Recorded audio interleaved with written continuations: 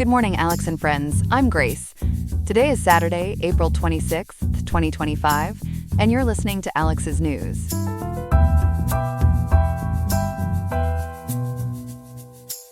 The weather in Riverside today will be cool, with a high reaching 58.2 degrees and a low expected around 52.1 degrees, so you might want a light jacket. Coming up on the show, we will explore the specific goals and points of contention within the nuclear talks involving the United States and Iran, looking at what both sides hope to achieve. We will also investigate the increasing difficulties people are reporting when trying to get help and support from the Social Security system, examining the reasons behind these challenges. We have got the details on these important stories coming right up for you. Stay tuned to Alex's News.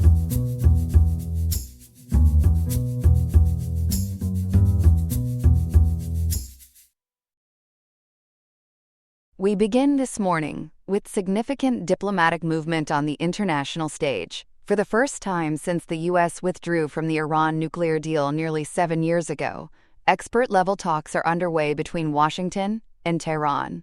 Joining us now with the details is our reporter Ethan. Ethan, what can you tell us about these renewed negotiations? Grace, that's right. According to reporting from ABC News, PBS NewsHour, and Outrider Projects, expert teams from the United States and Iran are currently meeting in Muscat, Oman.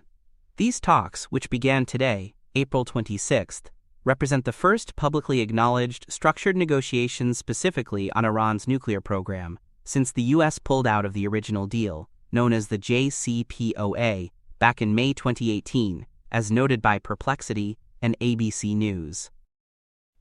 Oman has often played the role of mediator. Why Muscat specifically? And what's the main objective here? Exactly. Oman has a long history of facilitating discreet communication between the U.S. and Iran, making Muscat a logical choice, as highlighted by PBS NewsHour and Outrider.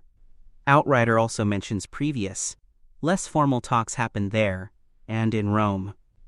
The primary goal, according to Outrider, ABC News, and PBS NewsHour, is quite focused, establishing technical limits on Iran's nuclear activities, especially its uranium enrichment, in return for the U.S. easing some of the significant economic sanctions that have been in place.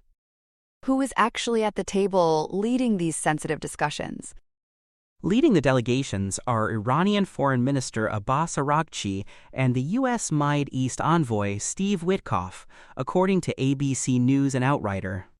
Interestingly, Outrider and Perplexity report Witkoff was just in Moscow meeting with President Putin on Friday, though the specifics of that conversation haven't been disclosed. Assisting them are technical experts. ABC News identifies Iran's team lead as Deputy Foreign Minister Majid Ravanchi, while the U.S. side is led by Michael Anton, the director of Secretary of State Marco Rubio's policy planning staff. PBS NewsHour points out Anton is perhaps less experienced in nuclear policy compared to past negotiators, and has previously expressed criticism of Iran. This is happening against a backdrop of pretty high tension, isn't it? Extremely high tension, Grace. Since the U.S. left the JCPOA, Iran has significantly ramped up its nuclear work. Perplexity and Outrider note they're enriching uranium to 60% purity. Now, for context, weapons grade is typically considered 90%, and the level needed for civilian power reactors is much lower. 60% is uncomfortably close and far beyond civilian needs. This has led to President Trump publicly warning about potential airstrikes if diplomacy fails, while Iranian officials have countered with threats of potentially pursuing weapons capability, according to ABC News, PBS NewsHour, and Outrider. It seems both sides are considering the quote nuclear option in more ways than one, though President Trump has also expressed some optimism, as ABC News reports, and PBS NewsHour suggests there's hope in Iran too. So enrichment is the core issue. Are there specifics on what limits are being discussed? That's the multi-billion-dollar question, Grace. Outrider confirms the talks aim to hash out these technical details, but as Perplexity points out, no specific percentage cap or stockpile limit that Iran might be allowed under a new deal has been made public yet. Discussions likely cover purity levels, how much enriched uranium Iran can keep, and importantly, how compliance would be verified. Complicating matters, as ABC News and Perplexity report, are mixed signals from the U.S. Secretary Rubio has stated Iran must stop all enrichment, a very hard line. Yet President Trump's focus on getting a deal done suggests there might be flexibility, perhaps allowing some lower-level enrichment. Remember, the original 2015 deal capped enrichment at 3.67%, as Perplexity reminds us. Are these talks tackling anything beyond the nuclear program, like Iran's missile program or regional influence?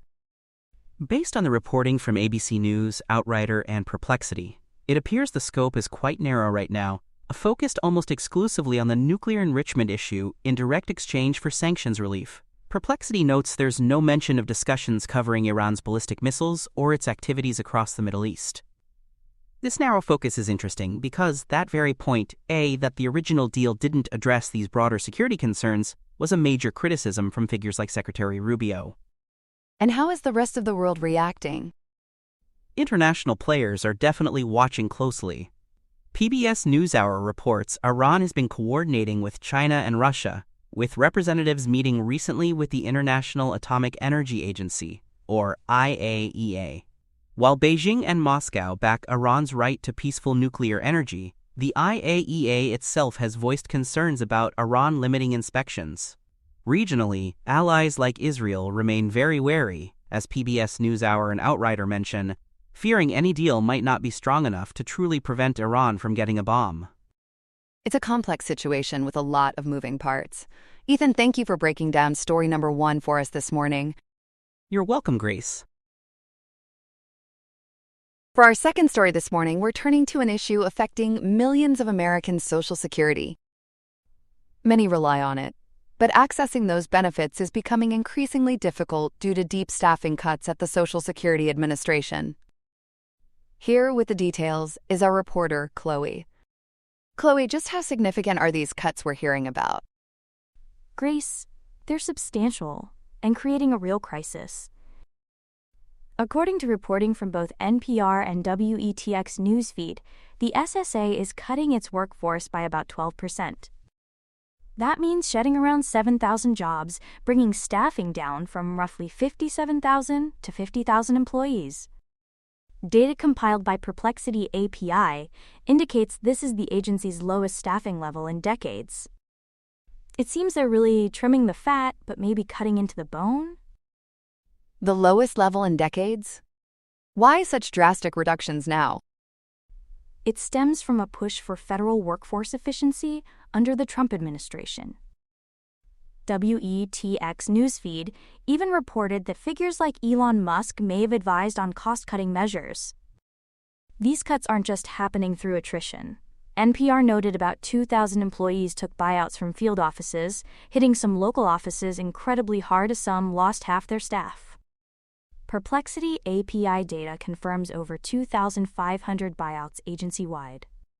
Plus, WETX newsfeed and Perplexity API mention plans to close 6 of the 10 regional SSA offices, which handle a lot of oversight.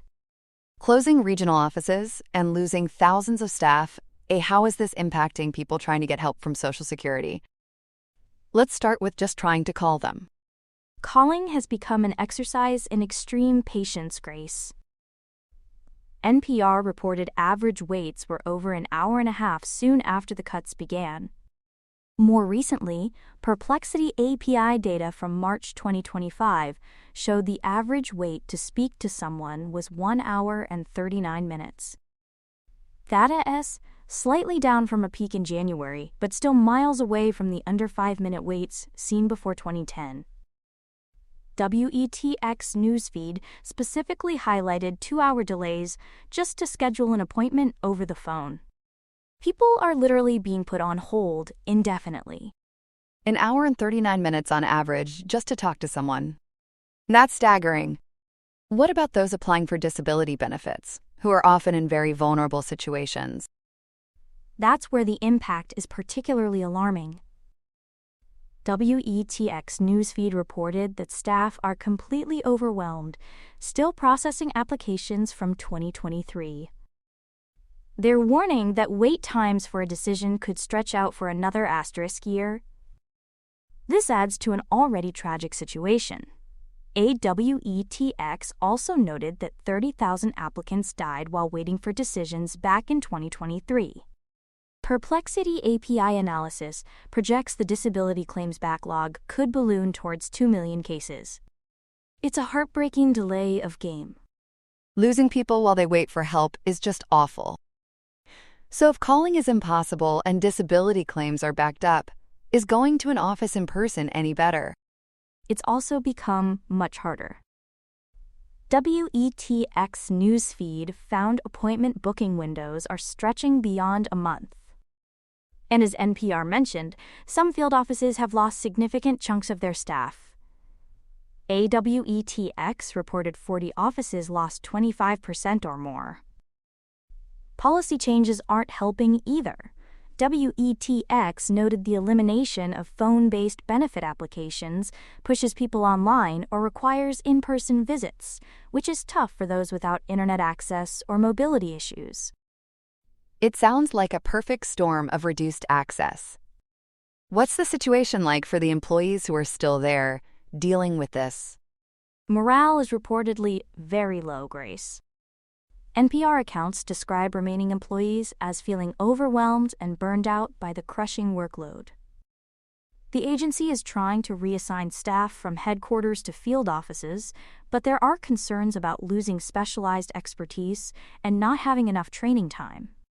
Some are taking reassignments fearing job loss, while others are just choosing to retire early. Understandable. Has there been any pushback against these cuts, politically? Yes, there's been sharp criticism. Senators Elizabeth Warren and Ron Wyden, as reported by WETX Newsfeed and Perplexity API, have called these backdoor benefit cuts, arguing that delaying access is effectively denying benefits. Perplexity API data shows Democrats in Congress have called for investigations and proposed funding increases to reverse the cuts. However, as of today, April 26, 2025, no major legislation has passed to fully restore the staffing. So this is a very acute crisis right now, but did it come out of nowhere? That's a key point, Grace. Analysis via Perplexity API highlights that while these recent cuts have made things much worse, the SSA has struggled with chronic underfunding for over a decade. Between 2010 and 2022, staffing and inflation-adjusted budgets fell significantly, even as the number of beneficiaries grew. So the current situation is really an intensification of long-standing problems pushed to a breaking point by these recent deep cuts. A tough situation getting significantly worse. Chloe, thank you for breaking down this complex and concerning issue for us. You're welcome, Grace.